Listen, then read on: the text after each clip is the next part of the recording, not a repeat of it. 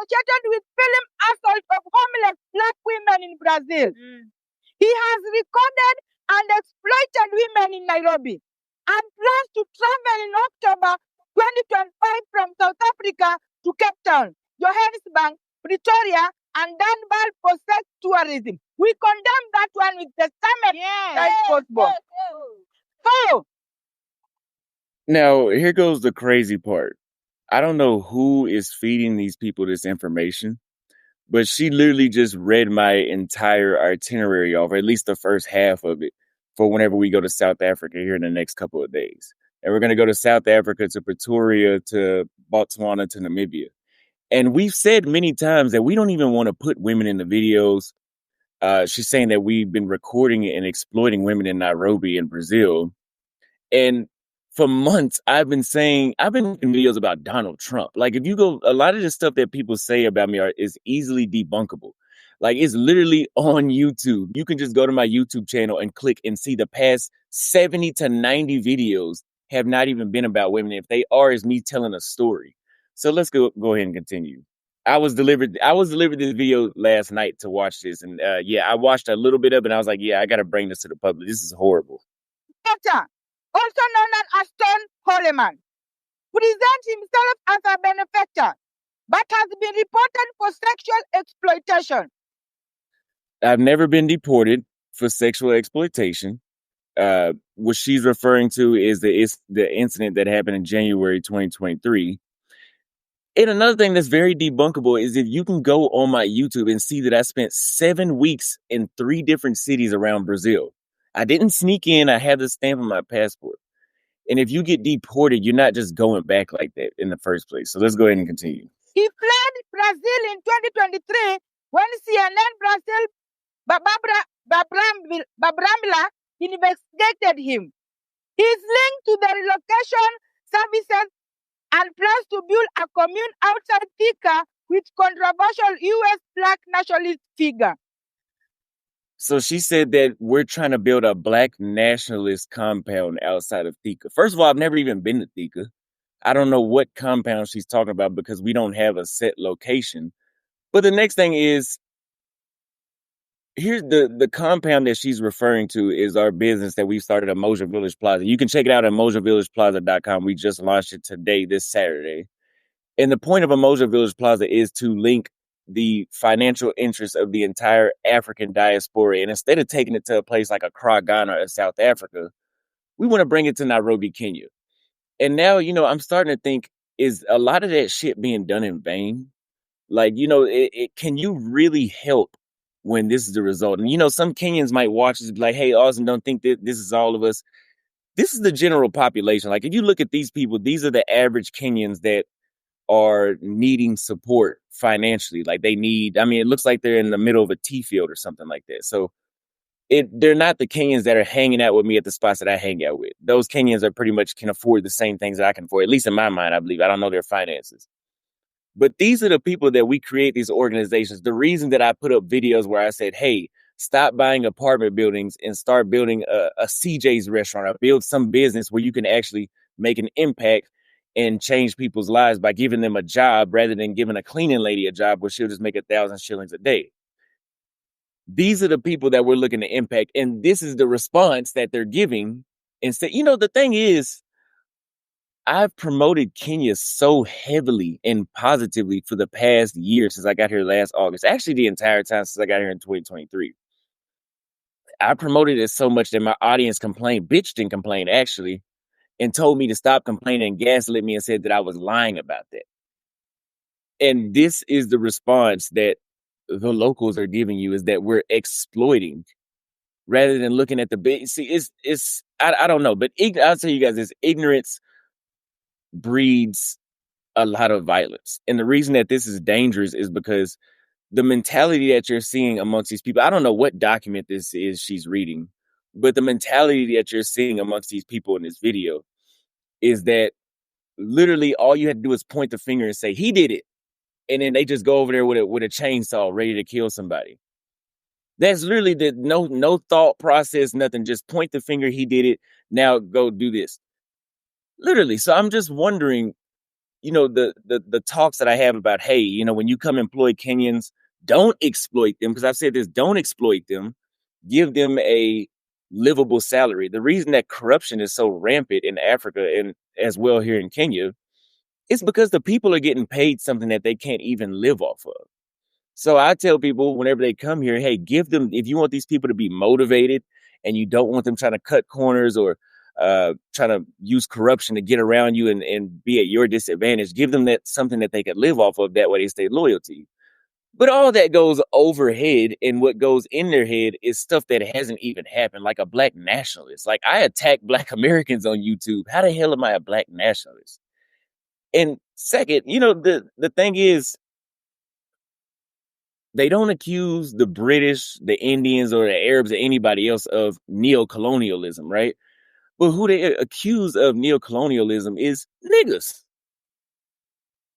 Now, at what point in history have Black Americans ever had the capability to colonize anybody? I mean, we're the least likely that you need to be making those accusations towards of exploitation and neocolonialism. We're Black. We don't have those privileges. We don't do shit like that.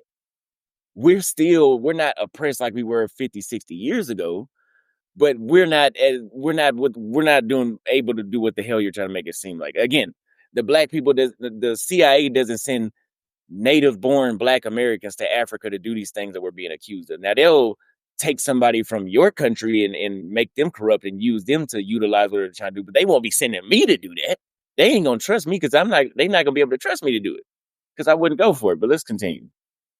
He was admitted on Patreon that he made a Kenyan woman bleed so much she almost died, then claimed he paid off her family. Now, let me ask you a question. I don't care how corrupt a place is, but if you literally, if you're saying that I made a woman bleed to death and then just paid her family off and was like, oh, okay, so it's all good. I don't give a damn how corrupt the society is. I don't see any family just being like, oh, okay, well, yeah, you almost killed my daughter, so here, just give me $10, just give me $15. It's okay. And here's my thing. You can't just make those statements. You need to provide a victim and hospital records, because if somebody almost bled to death, they had to go to the hospital. You can't stop that at home. You need to provide hospital records. You need to provide proof that I was involved with that. Like, you need all three of those.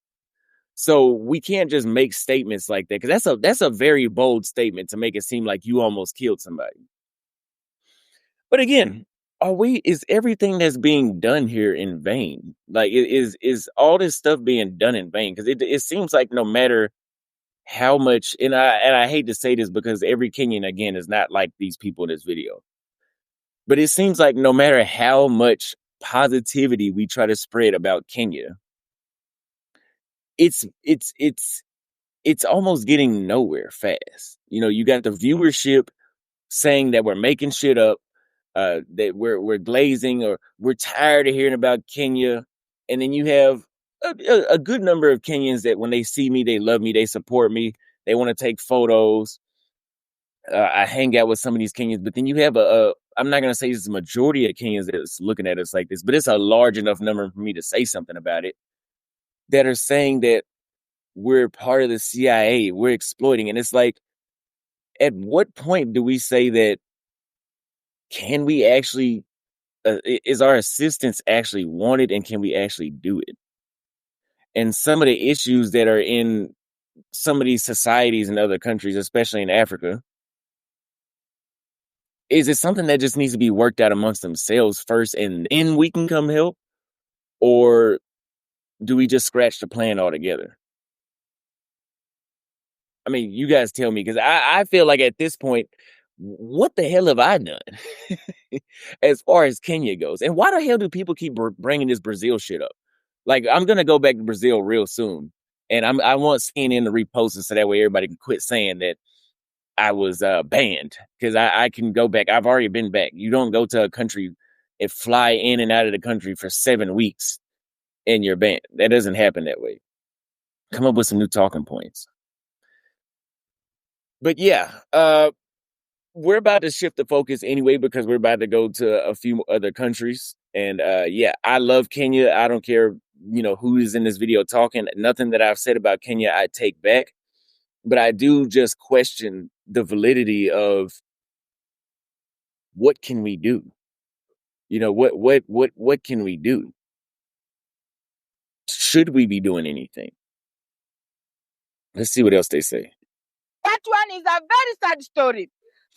Faith the Lure, also known as Kid Greatness Barbie, invited Jay Relo into Kenya and position exploitation as learning about Kenya.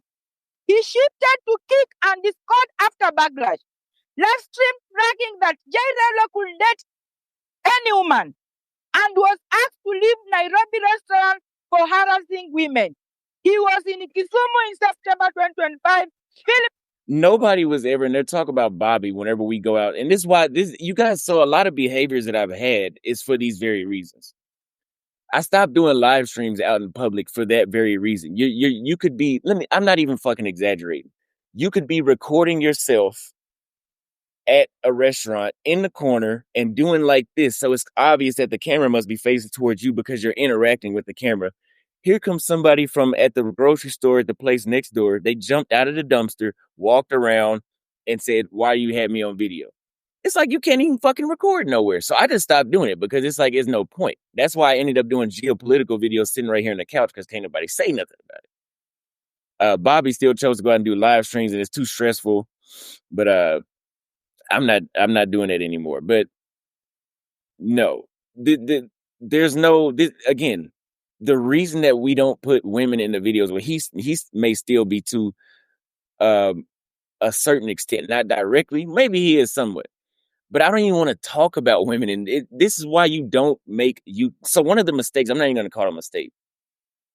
One of the things I used to do when I first came up as a YouTuber was realizing that, oh, my videos get more views when people see my dating life or if I interview women and stuff like that. I include women in my content. Until I realized that shit comes with a lot of problems. And I can guarantee you, if I was only talking about real estate or bringing business to these countries, maybe I wouldn't be as big, or maybe it would have been a slower growth. Maybe instead of me having 151,000 subscribers, I maybe have 10 right now, because you're pretty much irrelevant if that's what you're talking about.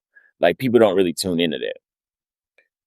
But the thing is, a lot of those issues that I've had have been me just innocently putting women on camera. Hey, so what do you think? Do you still do this? Do you like to cook? You call a Kenyan woman pretty, and then they're saying that we're exploiting them.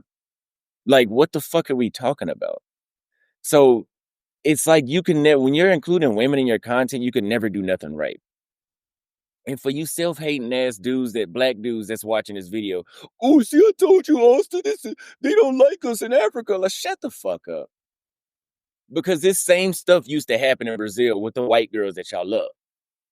So you guys remember in Brazil, I would call the women pretty, and then they would say that we were objectifying them. So you can't call them motherfuckers pretty. They do the same shit here. They do the same shit everywhere. So I just said, fuck it. I'm not going to put women in the videos. Right now, we're about to do a bus ride around Southern Africa. Now, maybe there will be some women that I'll speak to, ask for directions or something. But as far as having a female character in the video, no, thank you. It's too many problems. It's too many problems. A woman at his views request. This is what we want to say as women of this country. Yes. As women of this country, we are not happy with what is going on. Yes. When we see our country open, our country without any terms and condition to enter in this country, we as women, we suffer a lot. Yes. And I want to address. And I want to make this point too. I'm not disagreeing with no points you say. I've seen how women suffer here in Kenya. I've seen it completely. I also, whenever the whole Jay Rillo situation happened where he was hitting a girl on the live stream, and then there was another live stream where he essentially raped a woman on the live stream. If you guys don't know, go do your research on that, but it was a thing. I was the first one. There was no Kenyan influencer or any other American influencer. I was the first one to put out a video saying that, hey, this is as Black Americans, this is not what we stand for. This is not what we tolerate. And I'm condemning his behavior. And Nairobi Gossip Club even posted it. And I got a lot of love for it. I guess these motherfuckers didn't see that video. I bet you they don't even know what I look like. I bet you somebody just told them this. Hey, Austin Holleman, Bobby, and Big Boss, and them. That's them. That's pretty much what happened. Like I said, they just point the finger. Oh, okay, sign your name right here on the dotted line. Okay, I'll sign right here. That's literally their mentality. They don't even need to verify anything. So for these people, I would love for them to go look at my YouTube channel and actually see what we're posting. But like we're doing like import export videos, how to start a business in Kenya. What the hell are we talking about? And anyway, when I posted that video about Jay Rillo, there was a woman that I met months ago, and she wanted to do some real estate thing with me or whatever. That's pretty much everything everybody wants to do in Kenya. Everybody is a fucking real estate agent. And she DM'd me while I was on Nairobi Gossip Club, and she says, hey, you associate yourself with people like that, delete my number or lose my number. And I'm like, what the fuck are you talking about? I'm on Nairobi Gossip Club in a very positive way towards the situation. And then she blocked me. And I'm like, this is the mentality? No verification of evidence, because all you had to do was go open your phone and see that I was on Nairobi Gossip Club and Kenyans were praising me for condemning the behavior, and you're making it seem like I'm associating myself with it. So anyway, I'm saying that this is a very potentially dangerous situation, because this just shows they'll just believe anything. This group of people, not all Kenyans, but this group of people will believe anything and just run with it. And there's no telling how far they'll take it. So let me know what you guys think in the comments. This is a very, and here's another thing. This is a major YouTube channel here in Kenya. I think it's some sort of news network. The news network has like 2 million subscribers, or nearly 2. It's like 1.46. It's a lot of people. So it's a valid network. And for them to even entertain this kind of stuff, it's one thing for somebody to be protesting bullshit, spreading rumors, but for a major news organization to be posting it on their thing is like, damn, like y'all rocking with this? Like y'all haven't verified this information either? That's kind of it's and again, all Kenyans are not like this, yeah, because otherwise I wouldn't be here. I'm not making up none of the stuff I said before, but it's like, it's not really a good look. Like this type of stuff does not influence other foreigners to believe what I'm saying and come here and want to set their life up or set a business up here. This is not a good representation of that. And it makes me and Bobby look like we're just making shit up. I don't know what to say. I don't know. But sometimes we can't necessarily blame colonialism for issues that exist. We can't at this point, because that's a long time ago. And here you have somebody like us that's trying to actually support and expose that, hey, it's not just a bunch of HIV lions and huts and mosquitoes running around Kenya. There's actually luxury apartments like this one. There's stuff that you can actually, for people that are from America, you want to get away from racism, whatever, you can actually come live here. I'm trying to show y'all can come live here. And hey, those people that are coming from America come with money and they want to sustain themselves. And it's a cheaper entry to open up a business here. So, I mean, very easy light bulb to see that brings progress. But no, this is what we focus on instead. So I don't know. It's actually very fucking disappointing. It's very disappointing. I don't know what to say at this point. But I've said a while back, like I'm gonna. I even said this back in March. Like, yeah, like Bobby and I were both saying, like, what is the point of promote? Like, I don't think you guys understood. We're not really getting nothing out of promoting Kenya. Like nothing. Like, we're just doing this out of the bottom of our hearts. Like, hey, this is a nice place. We think you guys will love it. It's a paradise for us. Lots of opportunity, nice people. And then this is what you get. Anyway, I'm Austin Holleman. I appreciate you guys watching. If you guys enjoyed that video, make sure you give it a like, leave a comment on what you thought. Very disappointing, but I love you guys, and I will see you guys in the next video. Make sure you leave a comment, please.